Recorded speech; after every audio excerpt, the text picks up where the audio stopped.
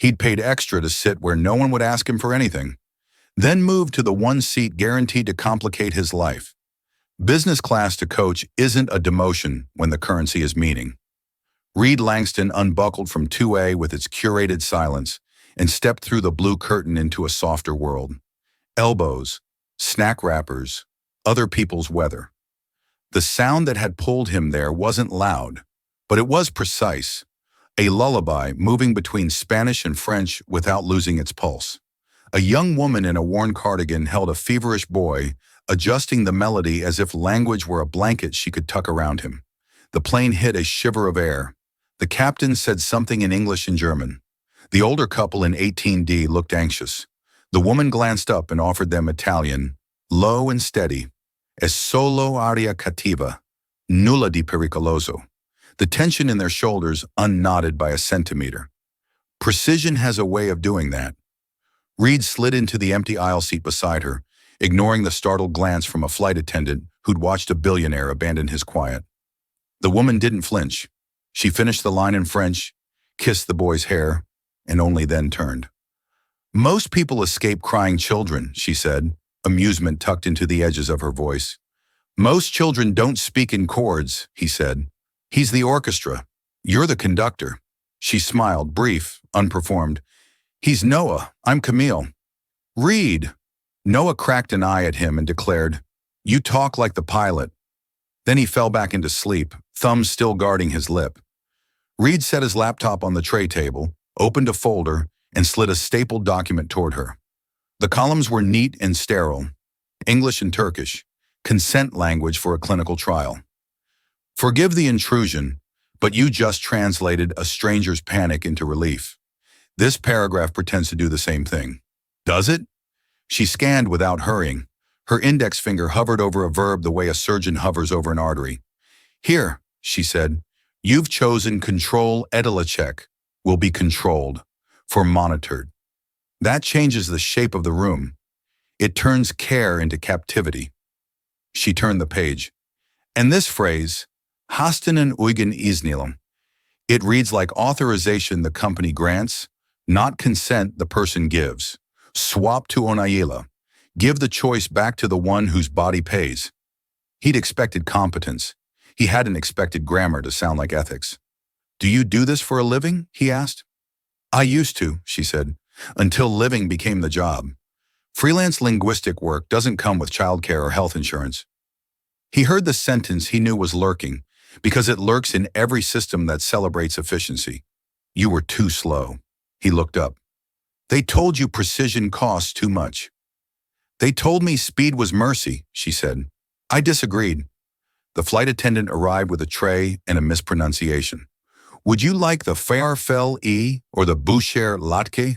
Camille's mouth softened. Farfal and Bucher Latzi is not a thing. Do you mean Rusty or Bersher Muesli? The attendant blushed. Camille added gently, Don't worry, menus lie all the time. Reed ordered coffee he didn't need just to watch the moment finish its translation from mistake to grace. He had entire teams mapping outcomes to dollars. But this quiet recalibration, couldn't be graphed. It was happening in the air between strangers who intended no harm and the words that might carry it anyway. He turned the conversation with the same deliberateness he used on a term sheet. I have a meeting tomorrow, he said. Regulators, partners, 4 languages on the agenda, a 5th hiding underneath. Translators will show up. I don't need translators. He gestured at the pages. I need the person who hears where the power is pretending. She tilted her head. The cheap airplane light found a nick on her cheekbone.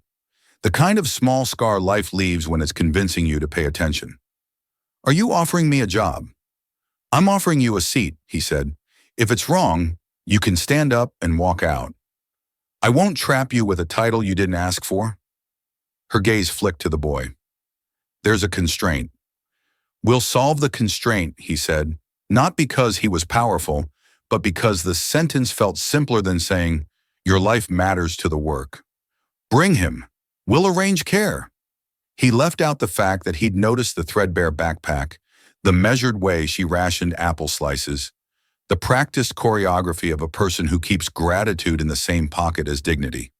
Why me? she asked, honest and unafraid. Not a test, an audit.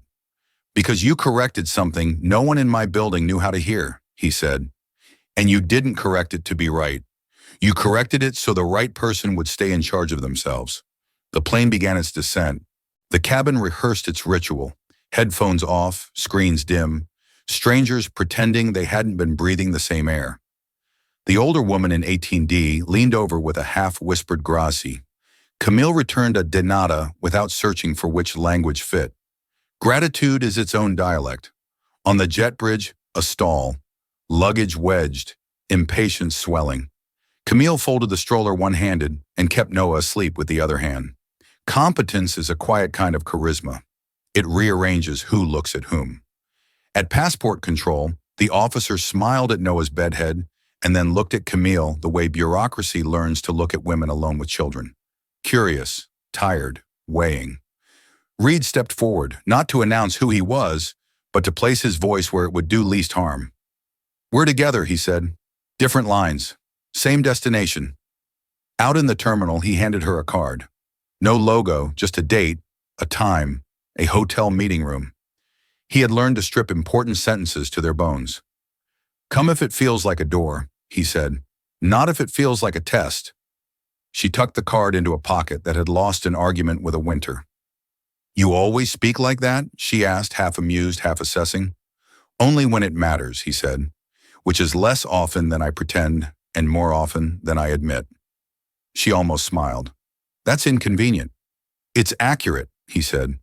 They separated at the taxi queue with the gracelessness of people who could name what had happened between them, but refused to cheapen it by saying fate. Reed watched her buckle Noah into a car seat, watched her say something soft in a language he didn't recognize. Greek, maybe, or just the version of love people speak when they're too tired for metaphor. He told himself it was enough to have extended an invitation and not a rescue. He told himself not to want outcomes that didn't belong to him. He told himself a dozen things he believed on good days. Morning. Zurich performed its choreography. Trams with punctuality like a religion, men in suits that took up as much space as confidence, women who had learned to be the only person you can rely on. Reed paced the corridor outside the conference room with a cup he didn't drink from. The door opened. Calendars and consequences waited like polite predators. She arrived at 10:02 with a notebook and a hair tie around her wrist. The receptionist had given her a visitor badge. Reed wished he'd had the sense to ask for none. "You came," he said, shocking himself with the relief in it. "You said door," she answered. This looked hinged. Inside, a table that discouraged interruption by sheer length, name placards like little declarations of sovereignty. On the screen, the kind of text a company uses to pretend it has already done the right thing. Reed introduced her with the economy he admired in her. "This is Camille Doyle. She listens to where the power's hiding." A cough near the end of the table. Daniel Koenig, a precise man wearing his superiority like a well-cut suit, offered a smile that was a warning bell. "We have counsel and translator," he said. "What we require is speed." "What you require," Camille said, seating herself without asking which chair was hers, "is accuracy that doesn't convert people into processes." Reed slid a capped pen toward her elbow. It was a small choreography they had not practiced. Him making space, her taking it without ceremony. The documents were laid out like bricks. English, German, French, Turkish. She put a neat line through subjects and wrote participants as if the ink itself were an apology. She moved a German dürfen away from impersonating können. Return permission to those who must give it. She replaced authorization with decision in French, because one invites, the other commands. When the Baron liaison on the video wall pushed for a clause naming German as the governing language, she shook her head. "You can't crown a language and call the rest equal," she said. "If ambiguity wins, participant autonomy prevails. That is the intent. Say it where both versions can hear it." The room tilted a degree toward her without anyone standing up. Reed watched, not with triumph, but with the relief of a diagnosis finally named. Power had always been there. She was teaching it to conjugate. He said little. That, for him, was the new discipline. He let her finish before speaking. "We'll standardize to this," he said. "Parallel texts, reconciliation clause. Her office reviews final language before anything leaves ours. Koenig's smile thinned. Her office? Reed didn't look away. Yes. The meeting adjourned slowly because people didn't want to be the first to leave the gravity. On the way out, the French regulatory aide, whose job it was to look unimpressed, paused. C'était juste, she said to Camille.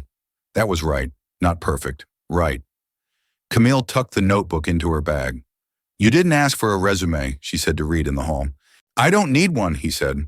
I only needed you to show up. That's not policy, she said. Not yet, he answered. She looked at the card she'd carried here and the door they'd both walked through. This is your world, she said. But the sentence held no envy.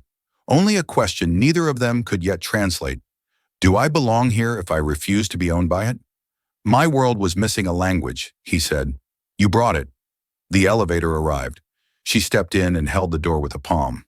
What happens now, she asked. We keep choosing the sentences that leave people in charge of themselves, he said. And when we fail, we admit it faster than anyone expects. She let the door close. He stood in the corridor listening to the machinery arrange destinations. Decisions always sound like that in the beginning. Metal agreeing to carry weight.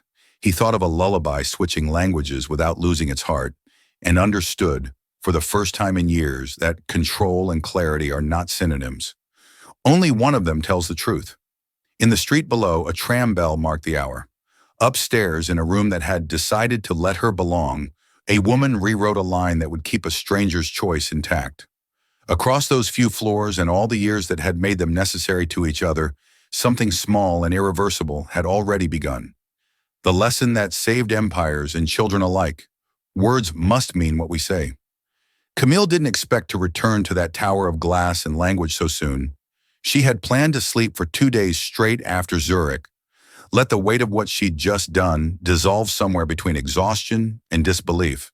But the next morning her inbox bloomed with Reed Langston's name. Subject, one more conversation. Body, you changed the tone of a meeting that had been echoing for years. If you're willing, I'd like you back in Boston this week. Bring Noah. Let's talk about what comes next. Camille stared at the email for an hour. What comes next wasn't something her life usually asked her. 3 days later, she was standing outside Langston Biotech's headquarters in Cambridge, clutching Noah's small hand.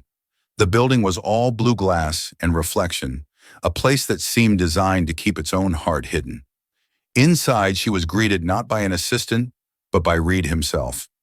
He looked less like the commanding man from Zurich and more like someone who'd skipped a few nights of sleep.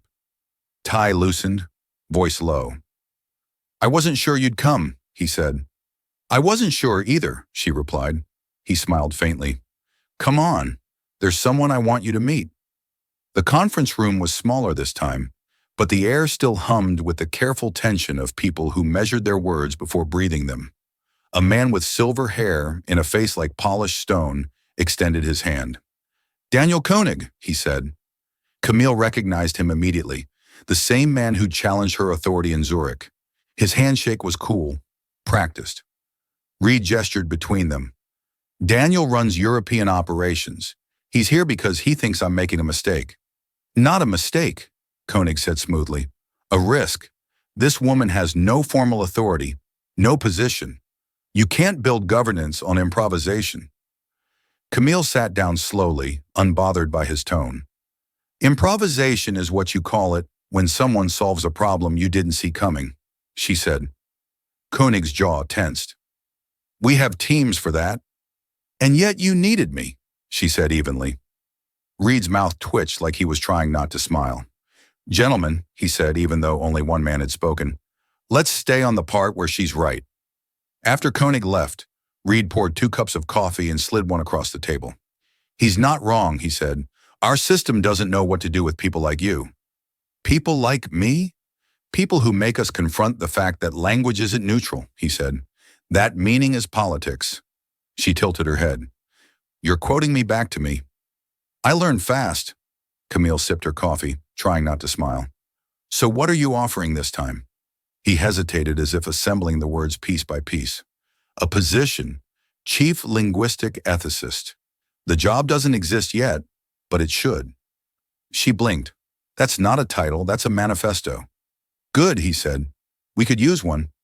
She set the cup down carefully. Reed, you barely know me. I know you rewrote a document that could have cost millions and you did it for free, he said. I know you don't bend to intimidation and you see what everyone else misses. That's enough for now. And what about Noah? We'll make sure you have flexibility, he said without missing a beat. Remote options, travel arrangements. The company can afford decency. She looked at him then, really looked, past the billionaire polish, past the efficiency. For a moment, she saw the man underneath, the one who'd left first class to sit beside a stranger because he'd heard something honest. I'll need time, she said softly. Of course, he said, but if you say yes, start by rewriting how we talk to the world. The forms, the contracts, the press statements, everywhere we pretend clarity exists. I want your fingerprints on all of it. She smiled faintly. You want me to give your empire a conscience? Something like that. That night in her small rented apartment, Camille lay awake listening to Noah's soft breathing. Her laptop glowed on the kitchen counter, the cursor blinking over an unsigned contract. She thought of Zurich, the air thick with translation and politics, the way Reed had listened instead of interrupting. She thought of Koenig's smirk, the condescension sharpened by fear. She also thought of rent, insurance, the future she kept postponing. At midnight, she signed. The next morning, Reed's reply came instantly. Welcome to the company. Let's start with truth. Langston Biotech didn't welcome her quietly. By the time Camille arrived for her first day, her name was already echoing in the hallways. Some greeted her with cautious respect. Others, mostly the ones who'd built their careers on jargon, looked at her as if she were a virus in their linguistic bloodstream. At orientation, she introduced herself simply. I'm here to make sure we say what we mean. A few polite chuckles. One whispered, Good luck with that. She smiled. You'll thank me later. Within a week, she dismantled 2 internal memos, a press release, and an advertising slogan that referred to subjects as assets. She didn't raise her voice. She didn't threaten. She simply annotated every document with quiet precision until her presence became impossible to ignore. At the end of her first week, Reed called her into his office. You're causing panic, he said. Good panic or bad panic? The productive kind. He leaned back in his chair. Marketing says you're terrifying. I'll put that on my business card. He laughed, but his eyes were thoughtful. Koenig called me this morning, said he underestimated you. That must have hurt. He sounded almost impressed, Reed said. Almost. She raised an eyebrow. What did you tell him? That underestimation is how most revolutions start. Later that afternoon, Camille passed by the glass conference room where the legal team was meeting. Through the pane, she saw a slide that read, Language Review Compliance, Phase 1. Someone had written Camille in the corner of the whiteboard, underlined twice. She smiled, not out of pride, but recognition. The work had begun to ripple outward through documents and departments, through the careful machinery of power. But the further she reached, the more she felt the pressure building. Words could change systems, but systems fought back. That night, an anonymous message landed in her inbox. Watch your tone, Miss Doyle.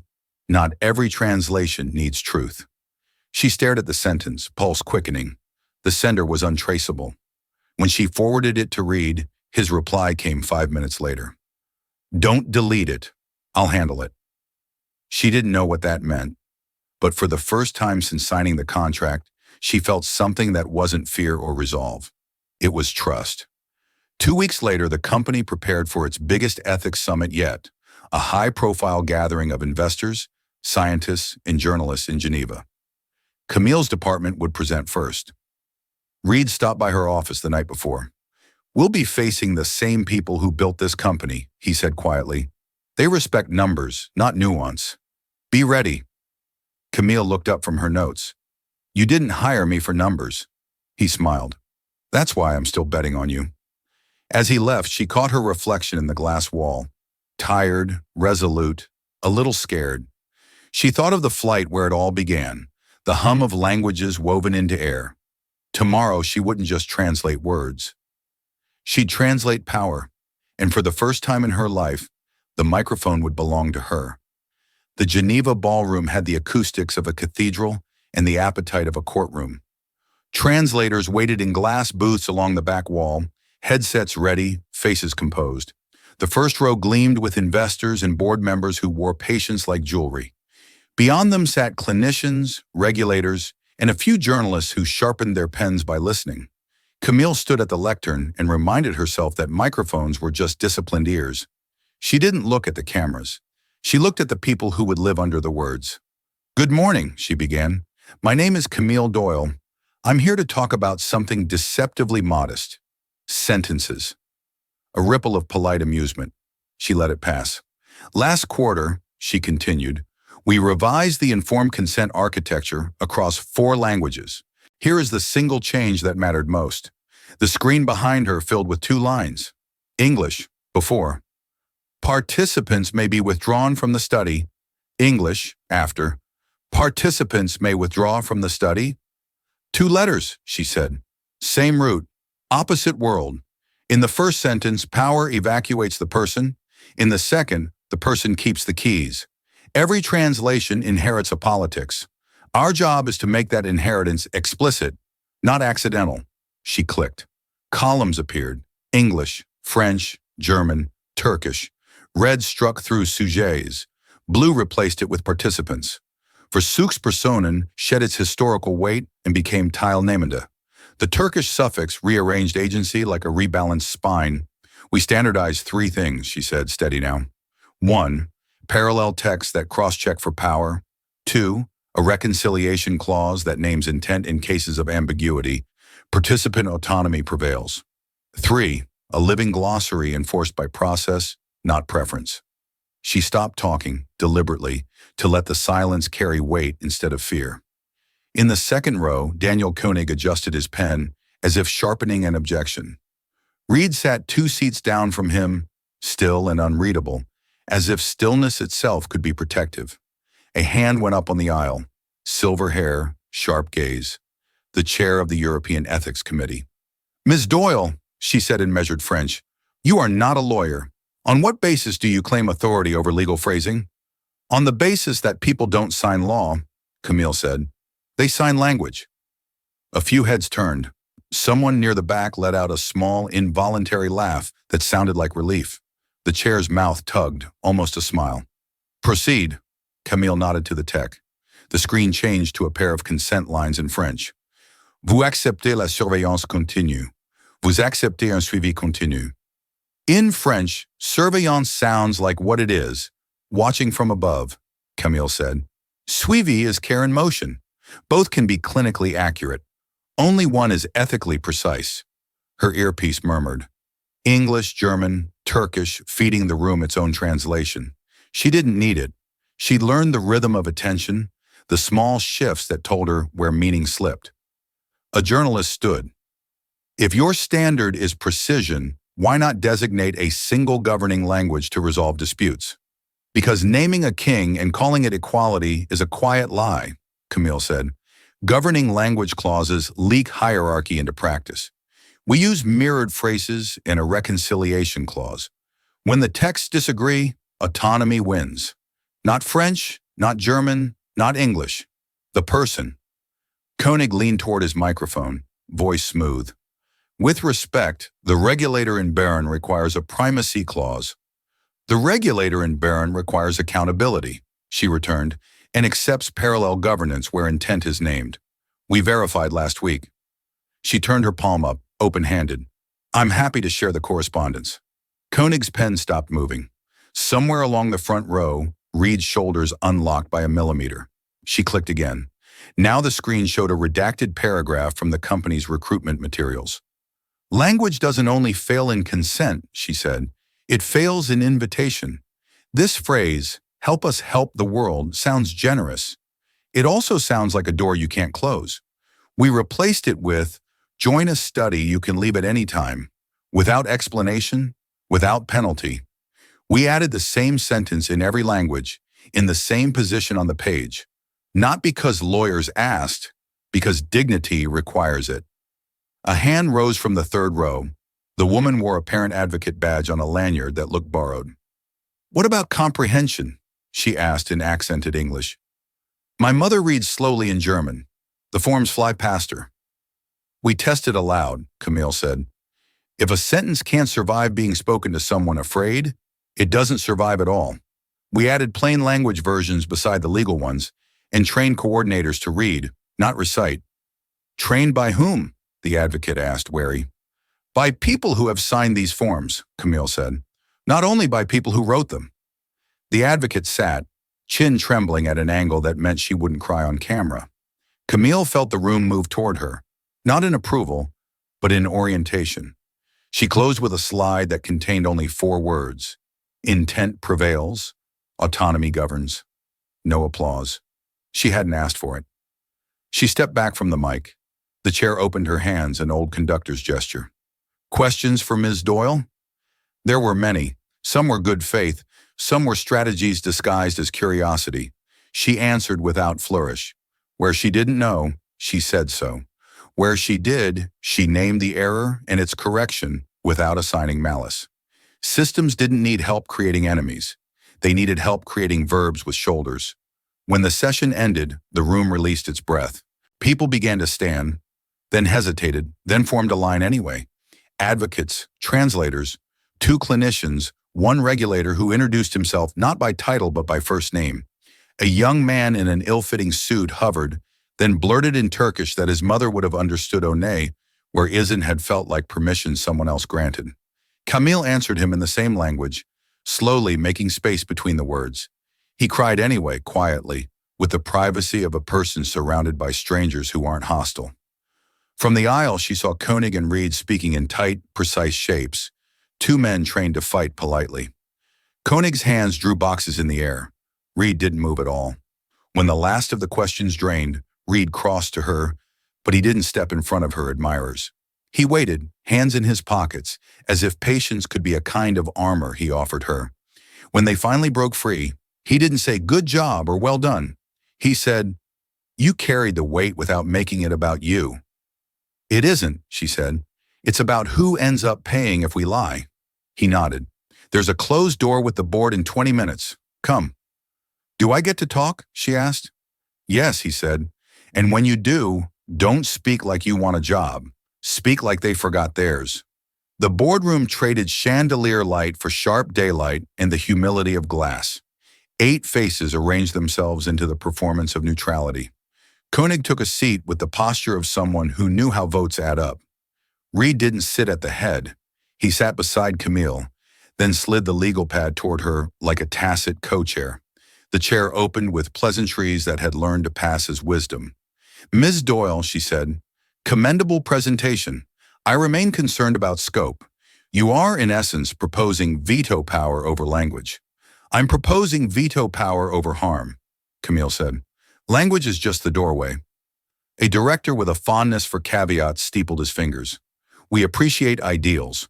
We also have deadlines. Deadlines are nouns, she said. Harm is a verb. We can meet both by changing process. Build and review upstream, not at the release gate. Translate intent first, words follow. Koenig smiled with a gentleman's teeth. And when there's conflict, when translation disagrees with legal, then we name what we're protecting, she said. If the conflict is speed, we slow.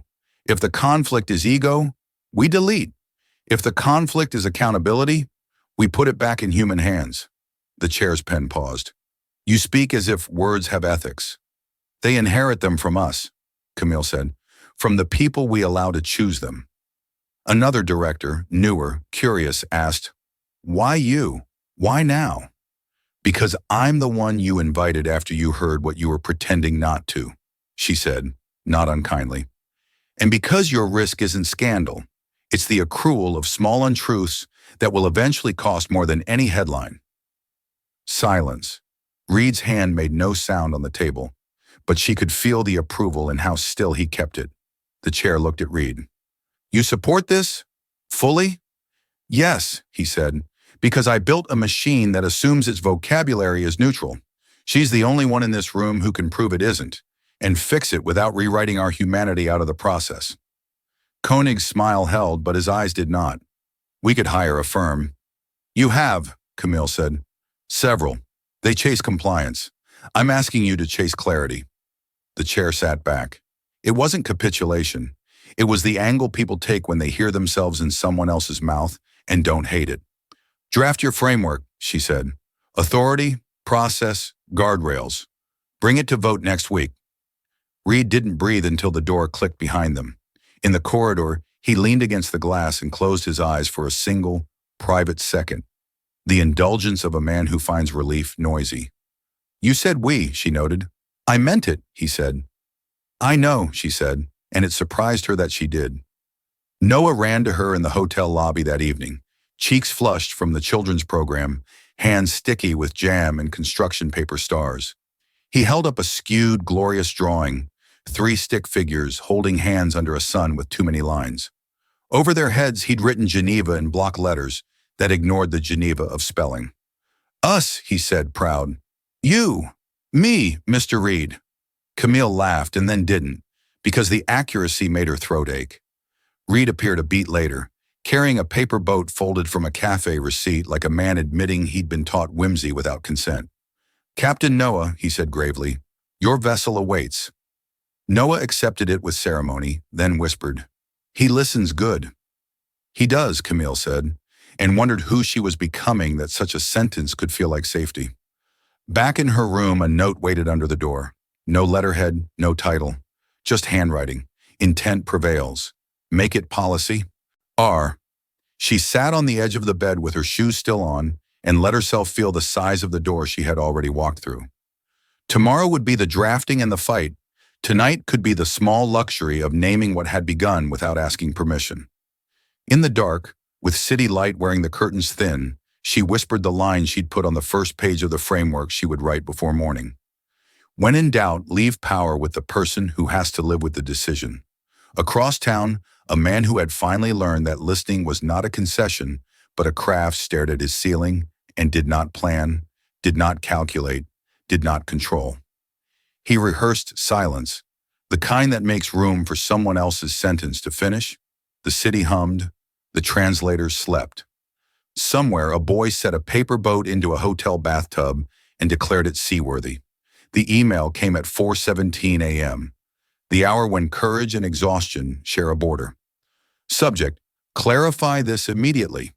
Attachment, internal memo, European ethics compliance draft. Note from sender, your edits have been reversed in the latest release. Please explain. Camille read it twice. Someone had undone her work. Every participant turned back into subject. Every withdrawal rewritten as withdrawn. It wasn't just an error. It was sabotage. By the time she reached the Zurich office, dawn had barely lifted. The corridors glowed with that blue, half-alive light of buildings that run on caffeine and ambition. She walked straight into Reed's glass-walled office without knocking. He was already there, sleeves rolled, phone against his ear. He muted mid-sentence when he saw her. It's happened, she said, tossing the printouts onto his desk. They changed the documents. He skimmed the pages, eyes narrowing. Koenig. You're sure? Reed exhaled slowly. No one else has both access and motive. Then he's not afraid of being caught. He's betting you'll walk away, Reed said quietly, that you'll decide it's not worth the fight. Camille crossed her arms. Then he's betting wrong. An hour later, the emergency meeting began. The room smelled faintly of disinfectant and tension. Koenig sat at the far end of the table, immaculate as always, voice already calm. These revisions were necessary for consistency, he said. Ms. Doyle's language, while noble, introduced ambiguity. Ambiguity? Reed's tone was cool enough to crack glass. She aligned the documents with ethical transparency. Koenig smiled thinly. Ethics don't govern contracts. Clarity does. Camille leaned forward. Clarity isn't the opposite of ethics, Mr. Koenig. It's the result of it. Spoken like someone who hasn't had to defend a lawsuit, he countered. And yet, she said, you're still defending a system that relies on confusion to stay efficient. For a moment, silence cut through the air. Then Reed said, restore her edits, effective immediately. Koenig's expression didn't falter. With respect, you're overstepping governance. These revisions were approved through proper channels. Proper channels, Reed said, are what people build when they want to bury accountability. He stood, ending the meeting with the force of movement. Camille, come with me. They took the back stairwell. Reed walked fast, hands clenched, words measured. He's testing us. If we respond emotionally, he wins. Camille matched his pace. And if we don't, then we prove him irrelevant. She stopped halfway down the stairs. You know this isn't just about me, right? It's about every person who'll sign those papers thinking they can't change their minds. He looked at her, really looked. I know. His voice softened. That's why you can't lose this. Then let me fight it properly, she said, formally. Reed frowned. You want an inquiry? I want exposure, publicly. Every edit logged, every approval time-stamped. Make it transparent enough that even his allies flinch. He hesitated, calculating. It'll be war. Camille didn't blink. Then we'd better learn how to translate it. That afternoon, Reed called an all-hands compliance review. The conference room filled with department heads, lawyers, translators, regulators dialing in from 4 time zones. The air was polite, deadly. Reed opened the meeting with a single line. We've discovered unauthorized modifications to our multilingual consent forms. Every head turned toward Koenig, though no one dared speak. Camille stood beside the screen as the document comparison flickered to life. Red highlights everywhere. This is the difference between consent and command, she said.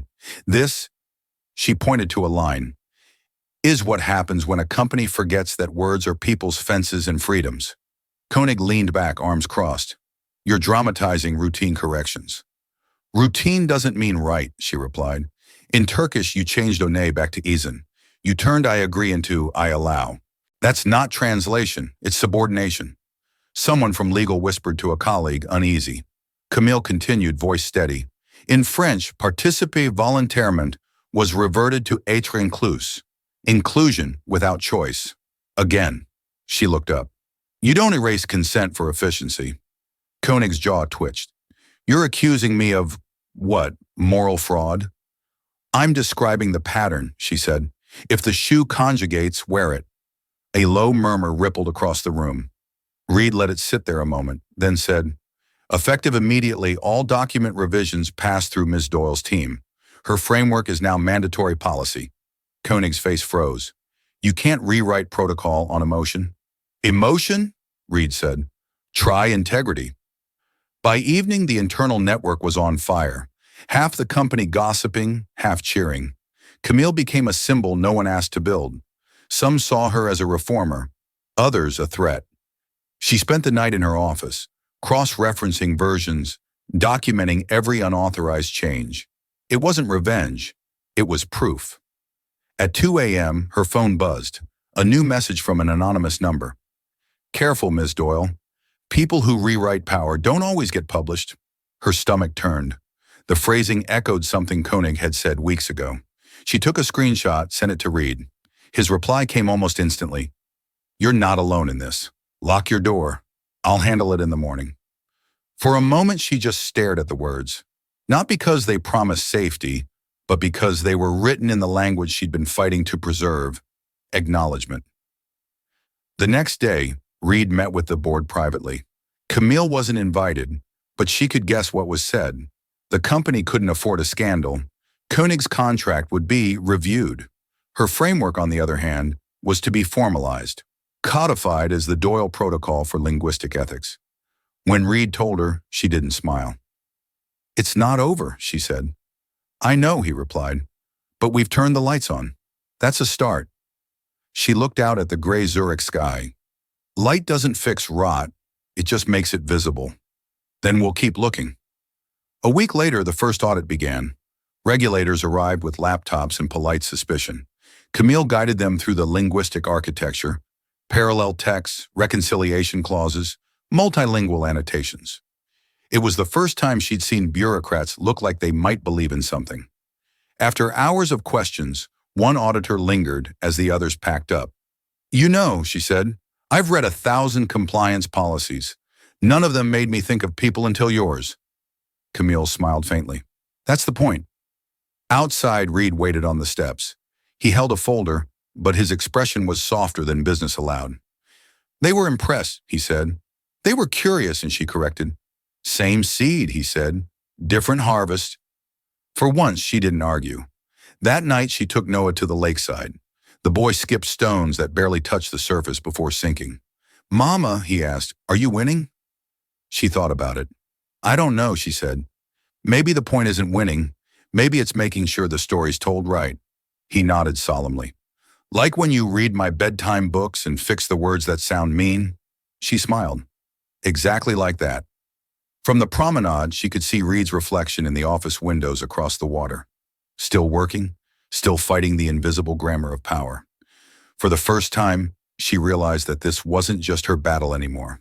Tomorrow she'd face more pushback, more edits, more men who mistook precision for rebellion. But tonight, she let herself breathe.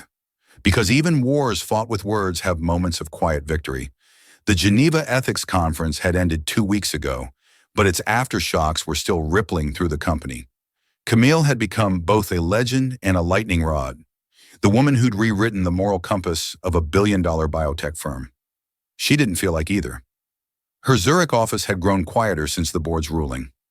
Koenig's departure was temporary, but everyone knew what that meant. Reed had tried to ease the fallout, telling her, "They'll adapt, they just need time." But adaptation came slow to people addicted to hierarchy. That morning, a new email arrived from Reed, short and direct. Subject: Geneva follow-up, come to Boston. There's something you need to see. She didn't hesitate. Reed's office in Boston looked different from Zurich. Less polished, more human. A worn leather chair sat in the corner, and the desk was littered with files that refused to be tamed. He didn't greet her with a handshake this time. He handed her a folder instead. Inside were photos, not of people, but of forms. Patient consent sheets translated into Vietnamese, Swahili, Arabic. Every page carried her updated framework, but in the margins were handwritten notes, corrections, and signatures from local coordinators. "They're using it," she asked, breath-catching.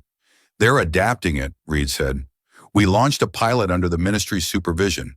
10 sites, 5 continents." Camille traced a finger over the ink. Small, ordinary handwriting from people she'd never meet. "I didn't think it would move this fast."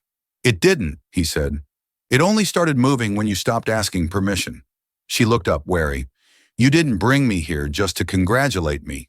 "No." He turned to the window, watching the Charles River shimmer in the early afternoon light. "Geneva was phase 1, but what you've built is bigger than us now. There's a coalition forming, linguists, ethicists, advocates. They're asking for you to lead it." "Lead it?" "It's called the Global Language Ethics Initiative," he said. "UN funding, independent governance. They want you to set its foundation." Camille's mind whirled. "Reed, that's exactly what you're meant to do," he interrupted gently. "This isn't just about consent forms anymore. It's about reshaping how institutions talk to people who don't share their vocabulary, culturally, economically, linguistically." She stared at him. "You're letting me go." He hesitated. "I'm not letting. I'm recognizing." They took a walk after the meeting. No bodyguards, no pretense. Boston in late spring smelled like damp brick and lilacs. Reed carried 2 coffees. Camille carried the weight of the offer. "They want headquarters in Geneva," he said. "Autonomous, transparent, immune to corporate control." "That's poetic," she said dryly. "You could write its charter." "I already wrote one manifesto this year." Reed smiled faintly. "And it changed us." They walked in silence for a while. Students passed by on bicycles, snippets of conversation in half a dozen languages. Camille found herself listening not to the words but to the rhythm. How meaning still traveled, imperfect but alive. "Why are you pushing me out?" she asked finally. "I'm not," he said, "but you can't build something new if you keep tending the ruins of the old. You've done what you came here to do." She stopped on the bridge. "You once told me language inherits its ethics from the people who choose it. So tell me, who chooses yours, Reed?" He looked at her, the faintest smile ghosting across his face. "Lately, you do." That was the first time he didn't sound like a CEO. That evening, she visited the translation department one last time. The room buzzed with quiet focus. A dozen linguists reviewing live projects, switching between screens, accents, and dialects. When she entered, the chatter stopped. Then a young intern, barely out of college, stood and said, Ms. Doyle, we just wanted you to know we're keeping your glossary alive. Even the metaphors. Camille blinked. Even the metaphors? The intern nodded. You said precision shouldn't kill poetry. We printed it on the wall. And there it was, scrawled above the monitors in blue marker. Precision shouldn't kill poetry. CD. She smiled, throat tight. Then it's yours now, she said softly. Her flight to Geneva was quiet. Noah slept across her lap, one hand wrapped around the corner of his worn storybook. Somewhere over the Atlantic, she opened her laptop and began to write. Not a report, not a manifesto, but a letter. To whoever reads this next, language is not a bridge. Bridges are built by engineers to cross what they fear. Language is a field. You enter it together, and if you're lucky, you meet in the middle. Build from there. She saved it as preface, the Language Ethics Charter. Geneva greeted her with a soft drizzle and a city that always seemed to exist between centuries. The UN complex loomed above the river like an unfinished sentence. Waiting inside was the delegation. 6 people from 5 countries, none of them wearing a power-like armor. A woman from Nairobi extended her hand first. Ms. Doyle, we've all read your work. It's time we stopped borrowing your framework and started building ours. Camille shook her hand. Then let's start with what language we'll use for the charter. English, someone suggested. No, she said immediately. We'll draft it in multiple languages simultaneously. No translations, originals. They looked puzzled. She smiled. If this is about equality, it should sound like it. Hours later, Reed called. His face flickered onto her screen, framed by evening light from his office. How does it feel? He asked. Like standing in a room that hasn't learned what silence means yet, she said. He smiled. Then you're exactly where you're supposed to be. You're not angry I left? I'd be a hypocrite if I were, he said. You taught me how to let words belong to more than one person. That includes you. She hesitated. And you? What now? I'm stepping down, he said quietly. Board doesn't know yet, but it's time. She blinked. You built that company. He nodded. And you reminded me it's not supposed to own anyone. There was a silence heavier than distance could explain. Reed, she began. Don't say goodbye, he said softly. Just translate it into something better. That night, Camille walked along Lake Geneva with Noah. The boy kicked pebbles into the water, counting in 3 languages just to amuse himself. Mama, he asked, are we staying here forever? She smiled. Maybe not forever, but long enough to make sure everyone can understand each other. He nodded thoughtfully. Then I'll help. She laughed. I know you will. The lake caught the moonlight like a page catching ink. Camille stood there, feeling both the enormity and simplicity of it. How language wasn't about power or politics, but about belonging. Tomorrow she would sit at a table with people from every corner of the world and try to build something honest. Not perfect, just human. And somewhere, on another continent, Reed Langston would finally rest, knowing that a single moment on a flight, a lullaby in 7 languages, had rewritten both of their lives. Geneva felt quieter at night, not empty, just deliberate. The city seemed to whisper rather than speak, as though every sound had first been translated into patience. Camille had been there 6 weeks. The Global Language Ethics Initiative now filled a repurposed library near the Rhone. High ceilings, long tables, and stacks of multilingual drafts instead of books. The smell of ink and coffee had become her new atmosphere. She was learning that leadership, like translation, was mostly revision.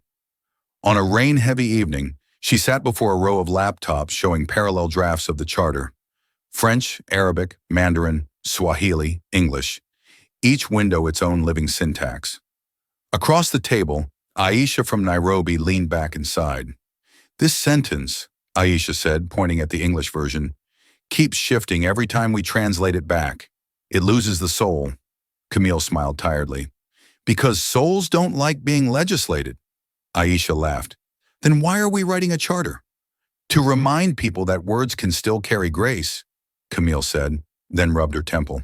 Maybe that's naive. Maybe it's necessary, Aisha replied. There's a difference. Later, as the team packed up, Camille lingered alone. Her phone buzzed. An email with no subject.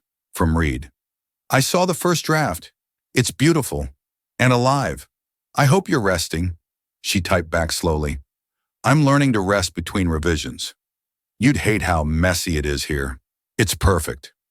His reply came within minutes. I'm starting to believe in messy. She smiled at the screen longer than she needed to, before closing the laptop and walking out into the Geneva night. The next morning began with chaos. Reporters had swarmed the plaza outside the initiative headquarters. A leaked memo, incomplete, misinterpreted, claimed the group was proposing to replace English as the default language for international agreements. The headline screamed, Global Ethics Body Pushes for Language Revolution. Inside, the team scrambled. Calls from ministries, investors, even the UN office came in bursts. Camille faced the press at noon, standing behind a simple podium with microphones like pointing fingers. She didn't raise her voice. She didn't have to. We're not replacing English, she said clearly. We're replacing the illusion that any one language owns truth. This initiative doesn't erase. It includes. It's about choice, not conquest. A reporter shouted, So you're saying every treaty will have to be translated into every language? No, she said. I'm saying every human should have the right to understand the promises made in their name. The crowd murmured. Cameras flashed. Somewhere behind the lights, she caught Aisha's proud grin. Afterward, she found a quiet bench by the river. The adrenaline had drained, leaving only the ache of responsibility. Her phone rang. Reed, you handled it, he said before she could speak. I saw the broadcast. Did I? She murmured. Feels like I just poured fire on bureaucracy. Sometimes fire is the only translator left, he said gently. She could hear a faint echo of wind through his line. Maybe from his Boston balcony, maybe from memory. Are you all right? She asked. He chuckled softly. Trying to be. I'm officially out of Langston Biotech. They accepted my resignation. Her breath caught. You actually did it. I did. He paused. It's strange, Camille. I thought freedom would feel louder. It rarely does, she said. It just starts to sound like silence you can live with. There was a pause. Then, quietly, he said, You changed everything. She smiled, unseen. We both did. 2 days later, the initiative received an invitation, or perhaps a summons. The UN Council wanted Camille to present the finalized draft of the Language Ethics Charter. Half the delegates were supportive, the other half suspicious. The morning of the presentation, Geneva was pale with mist. Camille stood before the mirror, adjusting the cuff of her simple black jacket. Noah watched from the bed, swinging his legs. Are you nervous? He asked. She smiled at him through the reflection. A little. Nervous means it matters. He nodded wisely. Then it must really matter. She kissed the top of his head. Wish me clarity. He frowned.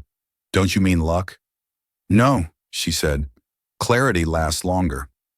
The chamber was vast, domed in glass and history. Delegates sat in semicircles, each with headsets tuned to translation channels. A living symbol of everything she was fighting for. When she began, her voice didn't tremble. This charter is not a treaty, she said. It's a mirror. It reflects how institutions choose to speak, and how those choices shape what people can consent to, resist, or hope for. She clicked through slides, parallel phrases in multiple languages, each revealing subtle shifts in meaning. Every mistranslation hides a hierarchy, she continued. When we translate poorly, we legislate inequality. When we translate honestly, we practice democracy. A delegate from France leaned into his microphone. Madame Doyle, what you're suggesting could triple costs for compliance worldwide. Then maybe the world should start budgeting for understanding, she replied. A ripple of murmurs, some approving, some affronted. A man from the Saudi delegation spoke next. And what of faith languages? Sacred texts? Do they fall under your initiative's reach? No, Camille said. Faith already knows how to speak across difference. We're the ones who've forgotten. Laughter. Applause from a few corners. She ended not with a plea, but a promise. Language isn't power until someone decides who can't use it. We're here to end that decision. The room erupted. Some clapping, some arguing, some already drafting memos in their minds. It didn't matter, the words were out. They couldn't be unsaid. That evening, Geneva glowed with the light of too many screens. News feeds replayed her speech on loop. Social media crowned her the woman who rewrote diplomacy. She ignored most of it. Instead, she walked down to the lake, Noah skipping stones beside her. Aisha joined them, holding 2 paper cups of hot chocolate. "They're calling it a new era," Aisha said. "The Charter of Meaning." Camille smiled faintly. "That's dramatic. History always is." They stood in silence, watching the lights shimmer on the water. Then Aisha nudged her. "You should call him." Camille shook her head. "He needs quiet. He spent a lifetime being the noise." "Maybe quiet's easier to share," Aisha said softly. That night she did call, just once. Reed didn't answer, but his voicemail caught her hesitation. "Reed, it's me," she said. "The charter passed its first vote. They're already calling it a precedent. I thought you should know." She hesitated, listening to her own breath. "You told me once that truth survives translation. I think you were right. And I think maybe, so do we." She ended the call before she could say goodbye. The next morning, a single envelope waited outside her apartment door. No address, no stamp, just her name in Reed's handwriting. Inside was a small photograph, the first meeting in Zurich, captured by someone she never saw. Reed was mid-sentence, gesturing toward her while she looked down at her notes. At the bottom of the photo, written in black ink, were 3 words: "Intent still prevails." Camille smiled. It wasn't a confession or a promise. It was continuity. She pinned the photo above her desk, next to the charter draft marked in 7 languages. The ink bled slightly where her fingers touched, like meaning refusing to stay still. Outside, the city bells began to ring. Slow, deliberate, multilingual. And for the first time in years, Camille didn't translate them. She simply listened. The charter passed its final ratification in early autumn. The papers were signed, the press conferences held, the applause performed. But what lingered afterward wasn't the noise. It was the quiet. For the first time in years, Camille didn't have a deadline breathing down her neck. The initiative ran smoothly without her constant supervision. Aisha managed the international partnerships, and the translation teams had matured into self-sustaining circles. Geneva moved forward on its own rhythm now, and Camille, unanchored, found herself learning the art of stillness. The leaves along the Rhone turned gold. Each morning she walked Noah to school through streets lined with warmth and distance. People recognized her sometimes. "Madame Doyle," they'd say with reverence, as if she were part of some monument instead of just a woman trying to remember to buy bread. One day she caught sight of her reflection in a cafe window. Older, steadier, softer. Not the woman from that first flight years ago. Not the single mother measuring her life in borrowed languages. This version of her had built a vocabulary for belonging. And yet some nights when Noah had fallen asleep, she still caught herself reaching for her phone, scrolling past Reed's last message. Intent still prevails. He hadn't written again. She hadn't either. Some sentences, she decided, are meant to echo rather than end. In November, she received an invitation, embossed stationery, no letterhead, just a familiar signature at the bottom. "Reed Langston requests the honor of your presence at the Langston Foundation's inaugural symposium. Boston, December 12th. Theme, The Future Speaks."